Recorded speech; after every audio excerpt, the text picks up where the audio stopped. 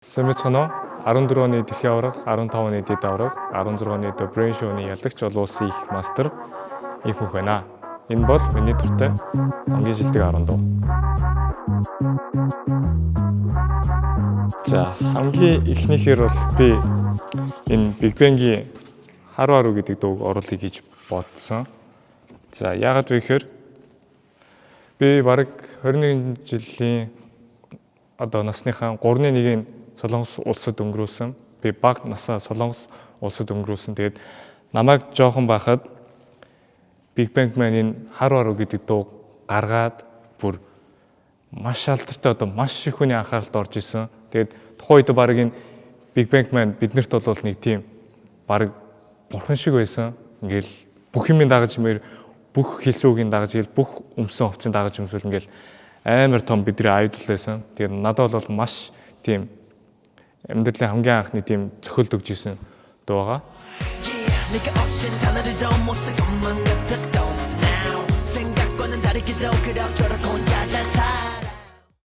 За миний хоёр дахь дуу бол мөн адилхан Big Bang байгаа. Big Bang-ийг би ер нь энэ хоёр яг хуучин дуунд нь хамгийн дуртай, хамгийн их сонсдог гэж хэлж болно. Lies буюу солонгосоор Kojimaru гэж байгаа. За тэгээд энэ дуу нь болохоор яг харуу харуу нэг тийм надад жоохон нэмэх мэдрэмжтэй гэх юм бол надад энэ дуунаар бол хасах мэдрэмжтэй төрдөг. Гэтэ энэний талаар бол би нэг тайлбарламааргүй байна. Яг зүгээр тгий санагддаг.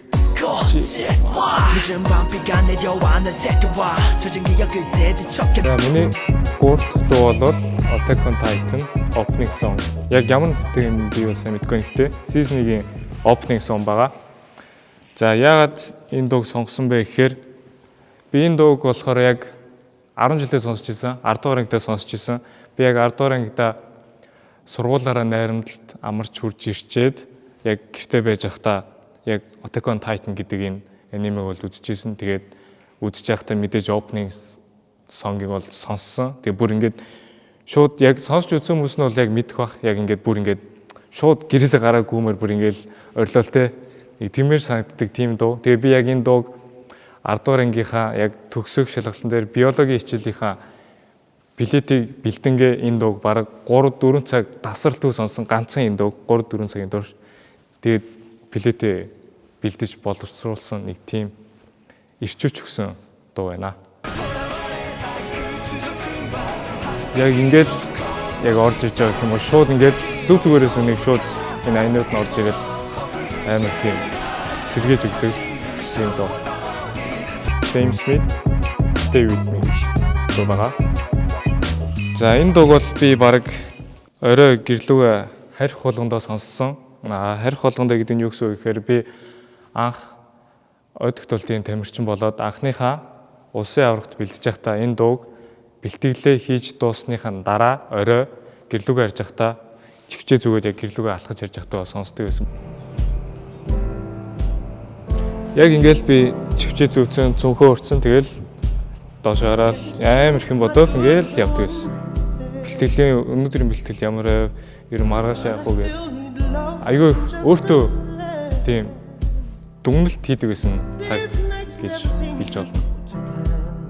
За ингээд 5 дахь дуугаар Baroque төрлийн дууны ямар ч хамаагүй тийм дуу гэж байгаа. Тийм классик дуу гэсэн үг тийм миний хувьд бол анхаарал төвлөрүүлдэг дуу байсан. Яг энэ Stay With Me-тэй адилхан би яг энийг бэлтгэл хийхээ яг өмнө яг бэлтгэлээ хийж эхлэхээс өмнө өөрийгөө анхаарал төвлөрүүлэхийн төлөө сонсдог байсан дуу. Ямар ч төрлийн хамаагүй ингээд Baroque music level.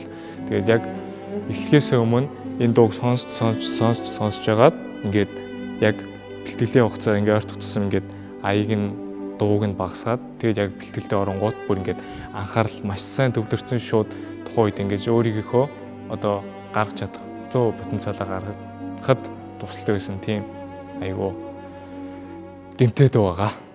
Дуу гэж аях юм уу та.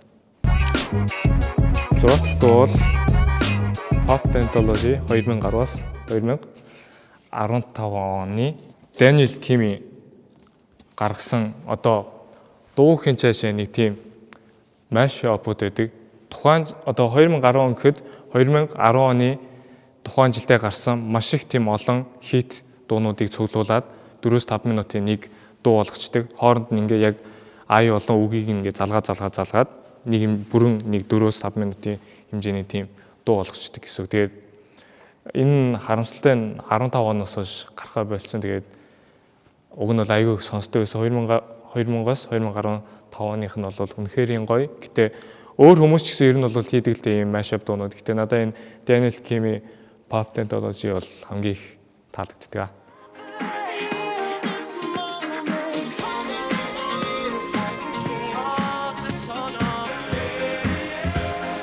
Pop Anthology. 7 дахь дугаар Lean On гэсэн дууг оруулж байна. За энэ дууны талаар бол би нэг юм ярмааргүй байна. Яг гэвэл яг энэ дууг мэдэх хүн нь бол мэдж байж бодож байна. Тийм болохоор энэ талаар л их юм ярмааргүй байна. Гэтэ миний сонсох дуртай хамгийн 10 дууны нэг бол мөн шүү.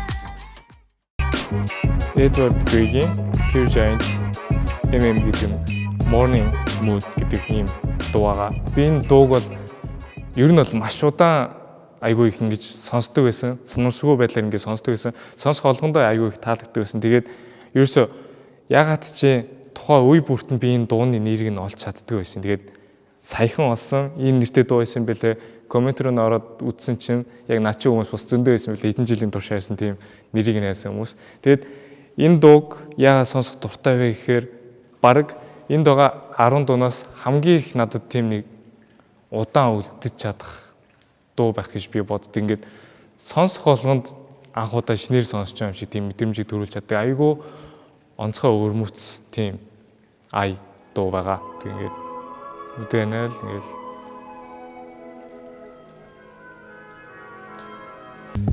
за миний 9 дахь дугаар Winnie Beach-ийн Free Tibet гэсэн дууга. Энэ дуу маань техно дуу дундаа 8 минут гаруй урттай техно дуу байгаа. Анх Winnie Beach-ийн дууг би Instagram-ны сурчлагаанаас нэг сонсч ирсэн. Тэгээд дараа нь ингээ ухаад бүх дууг нь сонсч үзээд энэ дуу нь хамгийн одоо надад таалагдсан тийм дуу юм шиг санагдсан.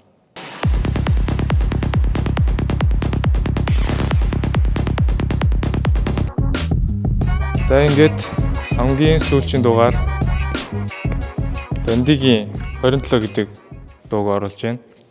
За энэ дууны хувьд яагаад хамгийн сүүлд оруулсан бэ гэхээр би ер нь бол энэ дууг яг бүтэн бол сонсч үзээгүй. Тимч байнга сонсдоггүй. Нэг бусад дуунууд чиг тимч дуртай биш. Гэхдээ яагаад энийг сонгосон бэ гэхээр яг миний амьдралын хувьд би багадаа Солонгос улсад амьдарч исэн. Тэгээд тийм нэг Монголд миний алдж исэн мэдрэмж эсвэл дурсамж Монголын тийм тухайн нөхцөл байдал гэх юм уу маш их тийм юм надад ягаад ч юм энэ дуунаас олж авч чаддаг юм шиг санагдав. Яг 2010 он ч юм уу 2000 оны ихээр нэг тийм би тэр үеийг бол яг алтан үе гэж боддог байхгүй Монголын. Тэгээд хэрэг би багадаа Монголд байсан бол нэг иймэрхүү байх байсан байнаас гэдэг юм уу тийм одоо санааг надад хэлж өгöd байгаа юм шиг санагддаг тийм дуугамаа. Тийм болохоор энэ бол миний 10 дахь хамгийн сүүлийн дуртай дуу. Харанхуй шөнийн ханигтэй харж байна уу энэ цон ганцаараа гэрэлтэй хамтаа байсан сайхан тэр дурсамжууд хацраа нааж авахсан бидний гэрэл зур. За ингээд энэ бол миний хамгийн дуртай миний 21 жилийн амьдралын турш надад ямар нэгэн нөлөө үзүүлсэн шилдэг 10 дуу байлаа. Харин таны шилдэг 10 дуу юу вэ? Коммент дээр үлдээгээд магадгүй Монгол дуу нэг сайн байхгүй те. Надаа тийм рекоменд хийгээ зөвлөд ч юм уу гой хуучны болоо одоогийн Монгол дуунуудыг зөвлөж өгөөрэй. Баярлалаа.